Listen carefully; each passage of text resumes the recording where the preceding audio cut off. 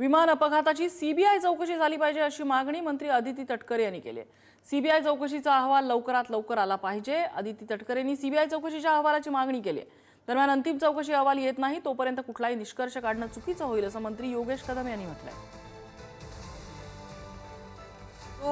हा अहवाल आलेला आहे, हा नक्की कुठल्या यंत्रणेच्या माध्यमातून आलेला आहे याच्या संदर्भातली हा कुठल्या यंत्रणेच्या माध्यमातून आलेला आहे किंवा तो काय आहे याची अद्याप माझ्याकडे माहिती नाही। आपण जी सांगितलेली आहे तीच मी या ठिकाणी ऐकलेली आहे, पण सीबीआयच्या चौकशीची मागणी ही आदरणीय सुनेत्रा काकींच्या माध्यमातून त्यांच्या पत्राद्वारे ही केली गेलेली आहे।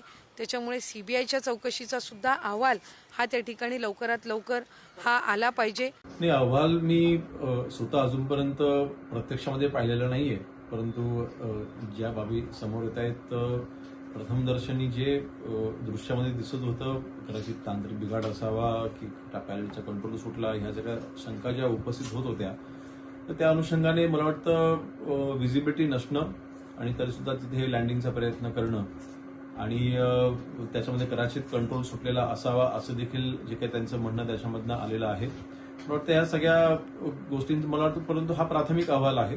जोपर्यंत संपूर्ण चौकशी पूर्ण होत नाही तोपर्यंत कुठल्याही निष्कर्षापर्यंत पोहोचणं हे मला वाटतं चुकीचं आहे।